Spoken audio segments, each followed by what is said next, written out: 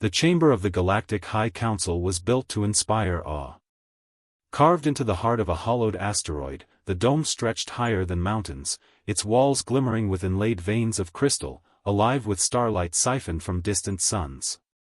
Here, the rulers of 1,000 civilizations gathered, creatures of endless variety, their voices a chorus of pride, arrogance, and ambition. Yet tonight, the chamber did not echo with triumph. It echoed with warning. The Elder of Vale, draped in robes woven with silver threads, stood at the center dais. His 4 eyes glowed dimly with the weight of millennia, and his voice carried the brittle tone of a prophet long ignored. "They rise again," he whispered, and the chamber fell into uneasy silence. "The children of soul. The ones we banished to the spiral's edge. Humanity." Murmurs rippled. Not fear, no, not yet, but amusement, disbelief. The counselors laughed as though the elder had spoken of ghosts haunting stars. "Humans," scoffed Chancellor Drell of the Kuth Dominion, his carapace plates clattering as he shook with laughter. "Those savages. The species that fractured itself in endless wars before it even touched the stars? A primitive race clinging to a blue rock?" Others joined the laughter. The Council of Elion, the Seraphine tribes, the Voruan Imperials, all sneering in their own tongues. The elder raised a trembling claw. "You mock what you do not understand. I was there when they first spread from Earth. I was there when they met our fleets, not with fear, but with fury. Their vessels burned, yes. Their colonies fell, yes. Yet they adapted. They learned. Every defeat forged them sharper, stronger. You do not defeat humans. You temper them." A deep rumble echoed across the hall. Admiral Vera of the Dominion, armored in obsidian scales, rose from her seat. "Enough of this myth-making. You speak of a people scattered, broken, insignificant. The humans are nothing more than mercenaries now, filling the armies of lesser worlds. They sell their strength because they lack empire, lack unity, lack power." The elder's eyes narrowed. "And yet, what is more dangerous than a predator with no chains? A species who knows only survival, who thrives in war, who turns exile into strength? You believe they lack unity, but when the stars demand it, they will rise. And when they rise," his voice dropped to a whisper that seemed to crawl into every ear, "they will be unstoppable." Silence stretched, but only for a moment. Then the hall erupted with mocking applause. "Stories to frighten children," shouted one counselor. "A desperate old fool clinging to legends," another jeered. "Let humans rise, if they dare. We will crush them as we always have." The elder closed his eyes. He had spoken his truth. Whether the council listened or not was no longer his burden. But even as the chamber roared with laughter, across the stars, the prophecy stirred. Far from the glittering council halls, in the black void of an uncharted sector, a fleet of human ships slipped silently through the dark. They were not the polished war machines of the council's empires. Their hulls bore scars, mismatched armor, and welded reinforcements. Their weapons were crude in design yet brutal in purpose. They were not the largest fleet in the galaxy, but they were something far more dangerous. They were human. At the bridge of the lead battleship Erebus, Captain Mara Kalen stood with arms folded, her gaze fixed on the star map. Every scar on her face was a story, every glare a warning. Around her, her crew moved with the sharp precision of veterans who had survived too much to fear anything now. "Signal from the scouts," her first officer said. "Council ships are massing along the frontier. They're preparing for an incursion." Mara's lips curled, not in fear, but in grim recognition. "So. The council still believes we are scattered prey." The officer hesitated. "Should we avoid confrontation?" Her voice hardened. "No. We've avoided long enough. For centuries they've mocked us, hunted us, driven us from system to system. But we are done running. This time, they will see what it means to corner humanity. The crew exchanged silent looks, half dread, half fire. Because humanity knew something the Council did not: when you drive humans to the edge of extinction, they do not vanish. They fight. And they fight in ways the galaxy cannot comprehend. Back in the Council chamber, the mocking laughter faded into the usual arguments of trade routes and territorial disputes. The Elder of Vale slumped into his seat, his warnings dismissed once more. Yet in his heart, he felt the old certainty burn. He had seen it before. The cycle was clear. First, the Council mocked. Then, they provoked.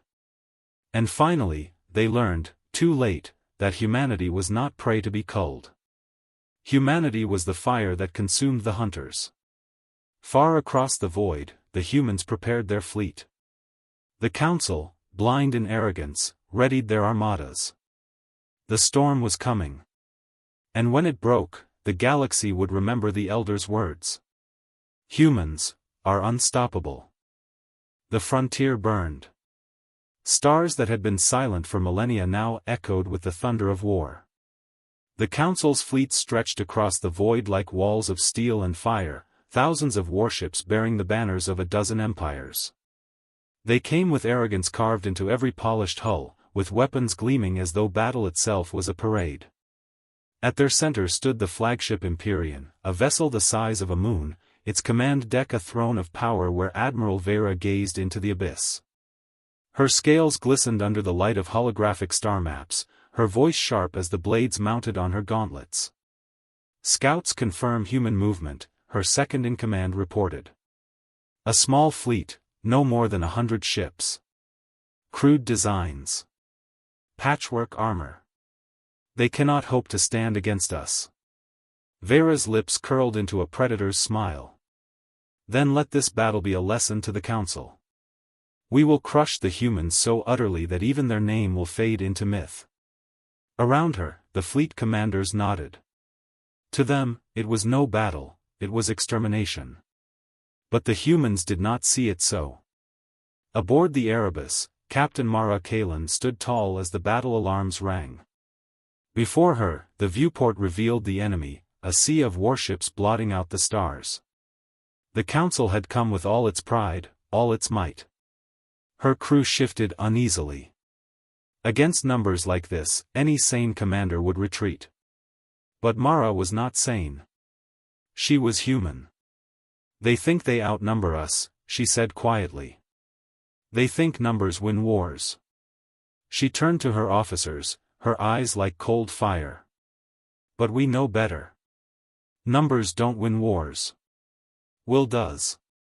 Adaptation does. Survival does. And that, my friends, is what humans do best.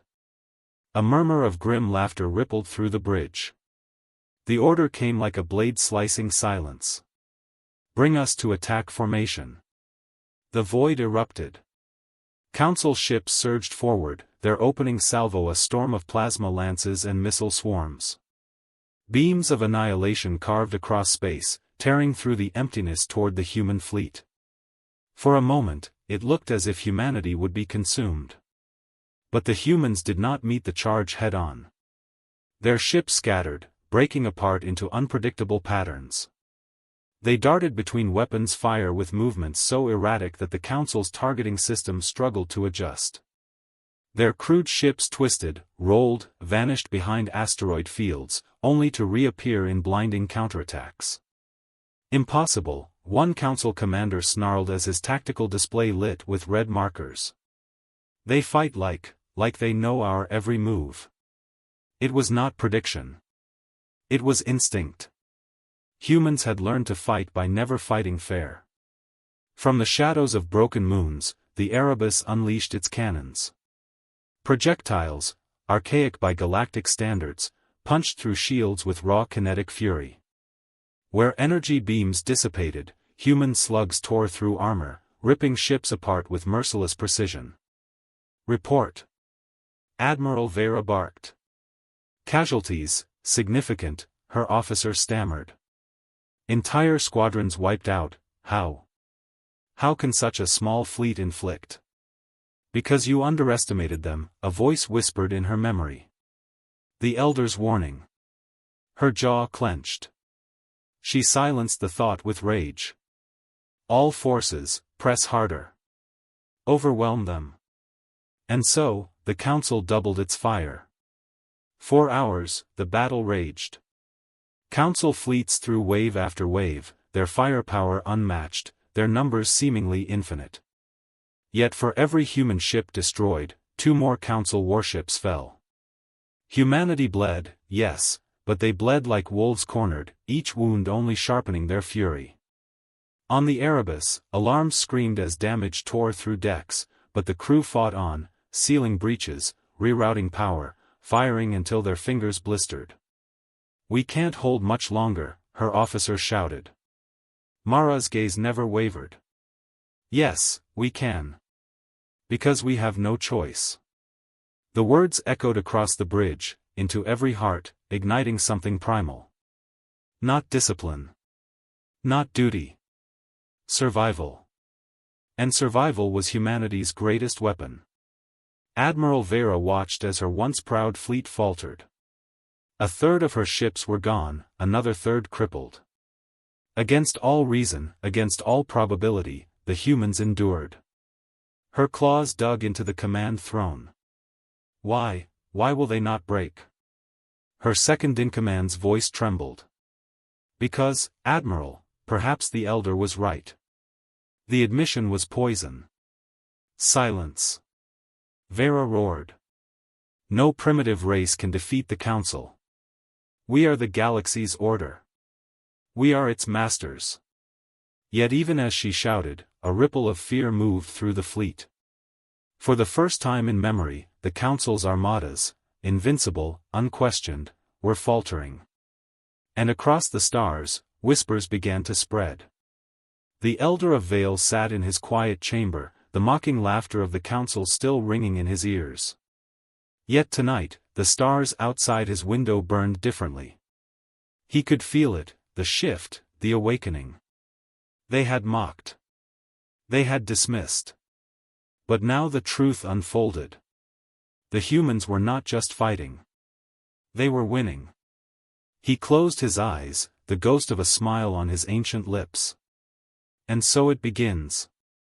Back on the frontier, the Council's forces finally withdrew, retreating in fractured formation. Their fleets, once symbols of unshakable dominance, limped away scarred and humiliated. On the battered bridge of the Erebus, Captain Mara leaned heavily against the command console, her body aching, her uniform torn.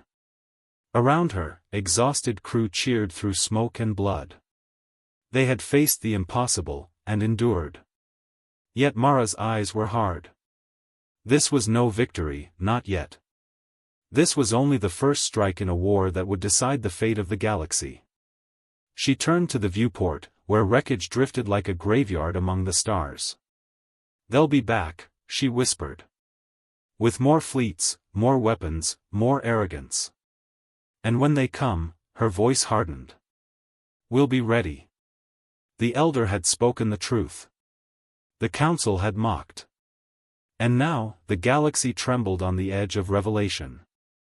Because humanity had bled, and survived. And there was nothing more dangerous in all the stars than humans who refused to die. The Council chamber was not filled with laughter now.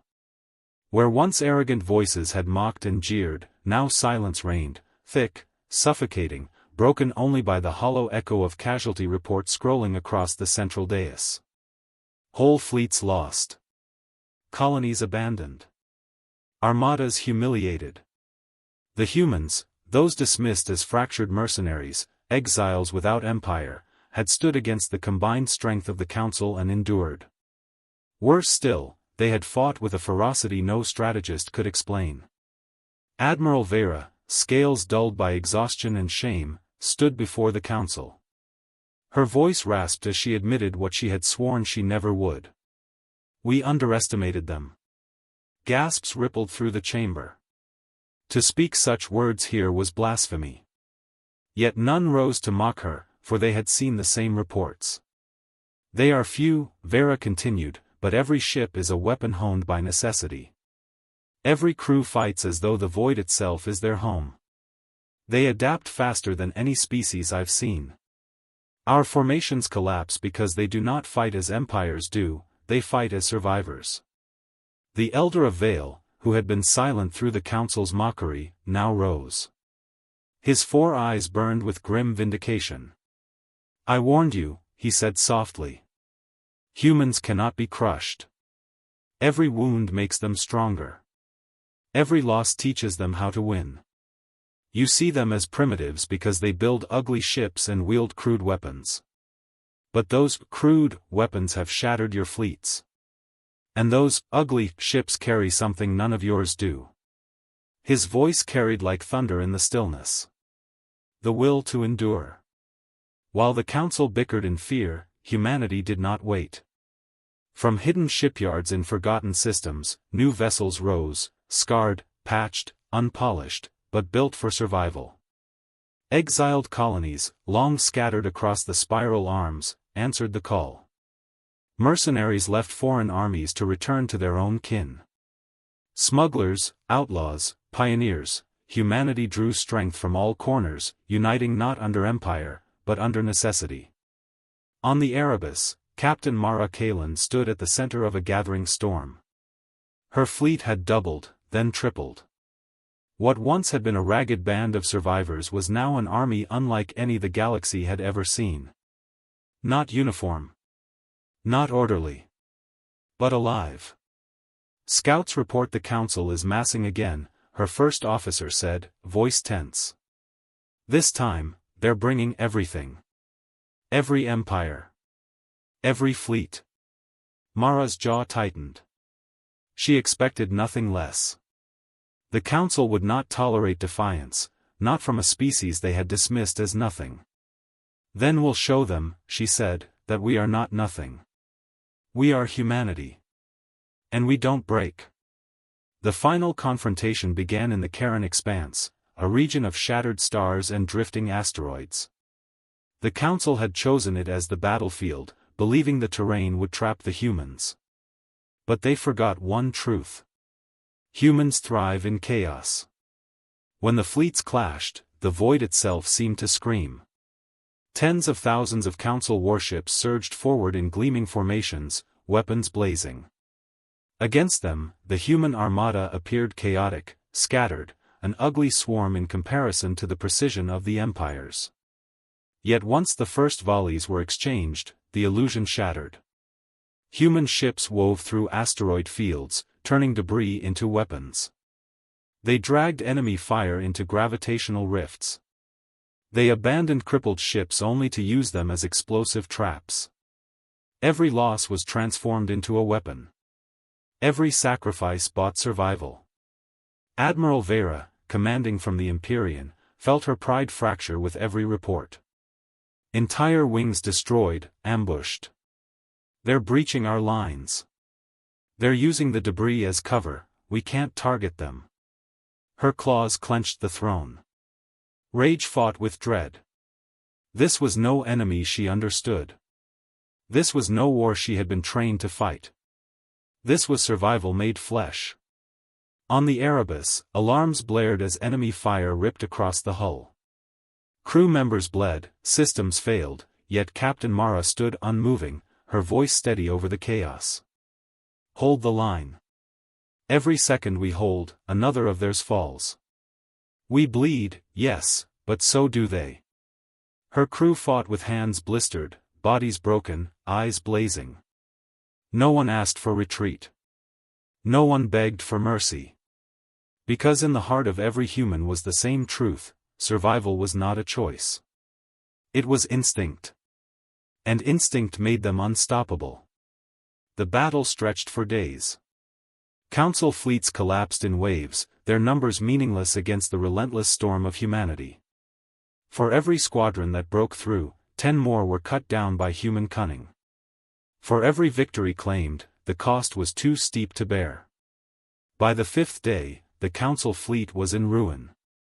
The Empyrean itself, once a symbol of invincibility, drifted crippled, fire tearing through its decks. Admiral Vera stood on the bridge, staring at the inevitable. Around her, officers pleaded for orders, retreat, surrender, anything. But her voice was hollow when she spoke. They were right. The humans. The Elder. They cannot be stopped. When the council chamber reconvened, there was no laughter. There was no arrogance. Only silence as the surviving commanders returned, their fleets broken, their pride destroyed. The Elder of Vale rose once more. He did not gloat. He did not sneer. His voice was soft, mournful, as he looked upon the assembly. You mocked the truth when it was spoken. You dismissed it as myth. And now you see. Humanity does not bow. Humanity does not die. They endure. And in enduring, they conquer. He looked around at the fallen faces of the council. You feared them too late. And now, the galaxy must learn to live not above them, but beside them. Far across the stars, Captain Mara Kalen stood on the deck of the Erebus, her eyes on the wreckage-strewn void. Humanity had survived again, against the impossible. She knew more battles would come. The council might never accept the truth, not fully. But it no longer mattered. Humanity had shown the galaxy what they truly were. Unbroken. Unyielding. Unstoppable. And in that moment, as the stars burned silently around her, Mara whispered words that would echo through generations. We are humanity. And we are here to stay. The Elder's prophecy was fulfilled. The Council's mockery was silenced. And the galaxy would never again forget the truth. Humans are unstoppable.